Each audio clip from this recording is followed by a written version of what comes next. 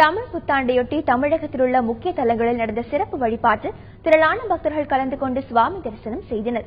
புத்தாண்டை முன்னிட்டு ராமேஸ்வரத்தில் அமைந்துள்ள ராமநாத சுவாமி கோவிலில் அதிகாலை 4 மணிக்கு நடை திறக்கப்பட்டது.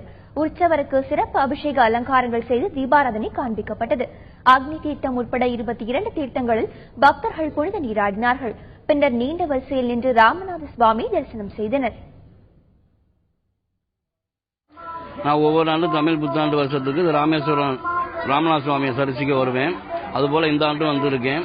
நல்ல கூட்டமா இருக்கு. வந்து கடல்ல தீர்த்தம் ஆடிட்டு சாமியை தரிசனம் பண்ணிட்டு திரும்ப ஊருக்கு கிளம்பலான் இருக்கேன். இதே போன்று நீங்களும் எல்லா மக்களும் வந்து இந்த தமிழ் புத்தாண்டிலே வந்து குடும்பத்தோடு வந்து இந்த புனித தலத்திலே வந்து நீராட்டி விட்டு ராமநாத சுவாமியை வணங்கி இந்த பிறக்கின்ற புத்தாண்டிலே எல்லாம் மாறி மழை பொழிந்து எல்லா மக்களும் எல்லா குறைகளையும் நிவர்த்தியாகி எல்லோரும் சிறப்போடும் வளமோடும் நலமோடும் வாழ இந்த ராமநாத சுவாமியின் இறையருளால் எல்லோரும் வேண்டி விரும்பி கேட்டுக்கொள்கின்றேன்.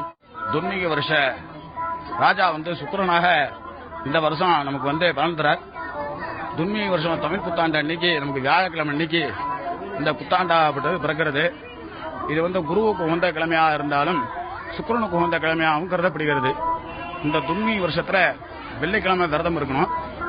வெள்ளிக்கிழமை விரதம் இருந்து மகாலட்சுமிக்கு நெய்யினால தீபம் ஏற்றி அதற்குண்டான தாமரைகளால் அர்ச்சனை செய்து ஸ்ரீ லட்சுமியினுடைய அம்பாளுக்கு கடாட்சத்துக்கு பாத்திரமாகலாம். கன்னியாகுமரி மாவட்டம் நாகர்கோவில் மற்றும் அதன் சுற்றுவட்டார பகுதிகளில் கணிக்காணும் நிகழ்ச்சி சிறப்பாக கொண்டாடப்பட்டது. வீடுகளிலும் பொதுமக்கள் சுவாமிக்கு காய்கனிகளை படைத்து வழிபட்டனர். இதேபோல் வடபழனி முருகன் கோவிலிலும் சிறப்பு பூஜைகள் நடைபெற்றன. வருடப்பிறப்பையொட்டி தமிழ் கடவுளான முருகனுக்கு சிறப்பு அபிஷேகம் செய்யப்பட்டது. காலை முதலே கோவிலில் திரண்ட பக்தர்கள் நீண்ட வரிசையில் நின்று முருகனை வழிபட்டனர்.